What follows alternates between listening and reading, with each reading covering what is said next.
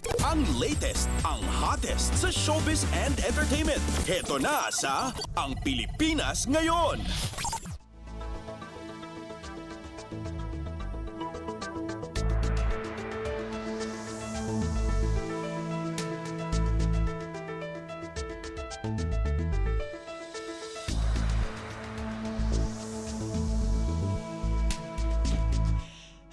Halo! Magandang araw sa ating mga chismoso at chismosang nag-aabang ng mga trending na balita sa mundo ng showbiz.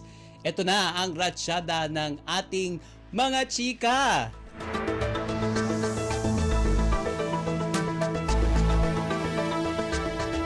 Ito kasunod ng nakatakdang pagde-demolish ng makasaysayang Millennium Transmitter ng ABS-CBN. Binalikan ni Sasha Padilla ang panahong nagsisimula pa lang siya sa kanyang karera sa showbiz. Noong Marso 2, kasabay ng pagdiriwang ng ika-30 anibersaryo ng ASAP, yan ang Sunday noontime show ng Kapamilya Network. Nagkaroon ng pictorial at interview sa TV Patrol ang mga host ng musical variety show kung saan background ang Millennium Transmitter ng Kapamilya Network. Suot ng ASAP hosts ang white t-shirts kung saan nakasulat ang taon kung kailan sila naging bahagi ng Sunday musical variety show ng ABS-CBN. Suot ni Sasha ang t-shirt na may nakasulat na batch 1996, ang taon kung kailan siya nagsimula sa show na iyon. Sa post ni Sasha sa Instagram noong March 4, binalikan niya ang pagsisimula ng kanyang singing career. May 4 na dekada na ang nakaraan. Saad ng Divine Diva, quote and unquote, I've witnessed the many transformations of the ABS-CBN compound over the years. Pahabol pang dagdag ni Sasha, when I was beginning my singing career in 1983, the space was still used by PTV4 and I vividly remember promoting my songs in one of the studios. The ELJ building we know today was just a parking lot back then. At ito, inalala rin niya ang pamamayagpag ng ABS-CBN noon kung saan nagkaroon ng mga patok na palabasang istasyon. Anya, quote and unquote, during the Aquino administration, ABS-CBN reopened its doors and I had the privilege of doing a musical special for a season. Then came a grand new chapter. Shows like Home Along the Riles, Palibasa Lalaki, and the Sharon Cuneta Show marked the network's resurgence, bringing unforgettable moments to Filipino households. Ang latest, ang hottest sa showbiz and entertainment. Heto na sa Ang Pilipinas Ngayon. Sa iba pa nating chika for today, ito sobrang Latina. Ganito ang ilang comments ng supporters ni megastar Sharon Cuneta na edad ngayon ay 50 siya. Kasunod ng pag-post ng megastar ng larawan kung saan kapansin-pansin ang malaking ipinayat ng kanyang katawan. Sa recent Instagram post ni Sharon, makikita nga naka-ponytail ito, nakasuot ng light pink long sleeves at light-colored pants. Sa caption, baka sa pagiging proud ng singer-actress sa kanyang weight loss achievements. Sabi ni Sharon, quote and unquote, for the first time in over 20 years, I was able to shop for clothes again that I actually want to wear. Umabot daw siya sa size 24 at nagpanik itong si Sharon dahil sa health issues. Pero ngayon, sabi niya, quote and quote, I am now back to size 6 to 8, a small to medium. And when I tried on clothes for my new wardrobe, I was moved to tears because I still couldn't believe I had finally lost all that ugly extra weight. At pahabol pang dagdag ng megastar, not done yet, just a few more.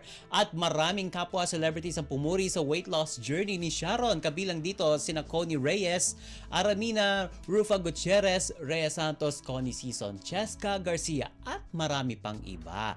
At naging masigasig itong si Sharon sa pagsagot ng mga komento, positibo man yan o negatibo. At syempre sinagot ni Sharon ang mga hinala o kaya tanong tungkol sa kanyang pagpapapayat. Ang ilang netizens kasi ay inusisa ang megastar kung gumagamit ba siya ng Ozempic na isang prescription drug. Controversial kasi ang gamot na iyon na ginagamit ng ilang Hollywood celebrities para pumayat. Ayon sa impormasyon sa internet, ang drug na iyon, semaglutide, isang anti-diabetic medication na gamot para sa type 2 diabetes at anti-obesity medication para sa long-term weight management. Pero giit ni Sharon na hindi siya gumagamit ng Ozempic. Sagot niya sa isang netizen, published as is, not Ozempic. Heard it makes you look old. Reply niya sa isa pa, nope, never had it. At patanong na komento ng isa pang netizen kung sumailalim siya sa surgery, reply ni Sharon, published as is, quote and unquote, you can have all the surgery you want, but nothing is gonna work unless you change your eating habits. Sa isa pang reply, inamin ni Sharon na nag-undergo siya ng surgery noon para tanggalin ang kanyang saging skin. Ang latest, ang hottest sa showbiz and entertainment. Heto na sa Ang Pilipinas Ngayon.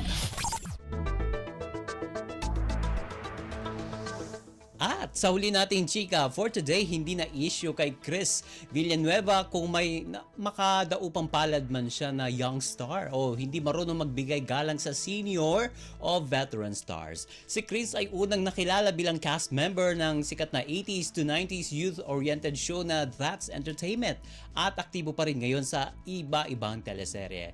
Bungad niya, quote and unquote, basta ako, feeling ko kapag hindi nila ako nakikilala, okay lang. Kasi naaalala ko nung baguhan din ako, talagang pinipilit kong alalahanin yung mas veterano para hindi ako masabihan ng ganon. At napaka-stressful din nun, di ba? Para kung minsan talagang hindi mo na sila napapanood at nagbalik galing sa ibang bansa tapos biglang sumalang. Yun pala, veterano pala. So, nakaka-stress din. So, hindi ko na binigyan ng problema yung mga youngsters natin na parang hindi nila ako nakikilala. Okay lang. At ayaw daw niya gawing issue pa iyon dagdag pa ng nitong si Chris, quote and unquote, I mean, you know, sa akin kasi marami na rin namang syempre talagang bagong-bago or yung mga hindi talagang nanonood biglang naging artista, hindi inabutan ang That's Entertainment, hindi naman nanonood ng mga palabas ko. So, okay lang. At ito, ngayon 2025 ay kasali si Chris sa GMA series na Binibining Marikit kung saan gumanap siyang ama ni Herlene Budol. Kasama sa show ang iba pang new generation stars tulad ni na Tony Labrusca, Thea Tolentino, Ashley Rivera, Jeff Moses, Migs Almendras at ang male pageant winner turned sparkle artist na si Kevin Dasom. Nakita raw ni Chris na may effort ang mga ito na magpakita ng respeto sa veteran actor tulad niya. Sabi niya, quote and unquote, lahat ng nakatrabaho ko dito very polite. Talagang nagpapakilala agad pagpasok ng tent. Ay, ako nga pala si ano. And I like that. Nakakatuwa yon para sa akin na ganun sila. Siguro tinuruan or napagsabihan, but it feels nice but para sa katulad ko na yun na nga they go out of their way to introduce themselves. Dito sa set namin, sabi pa niya, na parang from the start naman nandun ako. So parang nag-bond kami agad ng mga bagets ng mga co-stars ko. So ang sarap. Lalo na si Herlene, totoo yung sinasabi nila na iba. Yung energy ni Herlene, basta binitbit niya lahat kasi ano siya, bubbly talaga siya. Yan ang kanyang sinabi. Ang latest, ang hottest sa showbiz and entertainment. Heto na sa Ang Pilipinas Ngayon.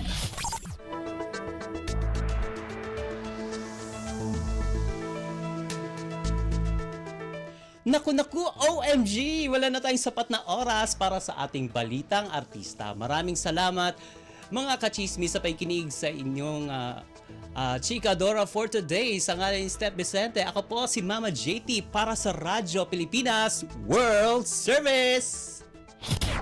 Ang latest, ang hottest sa showbiz and entertainment. Heto na sa Ang Pilipinas Ngayon.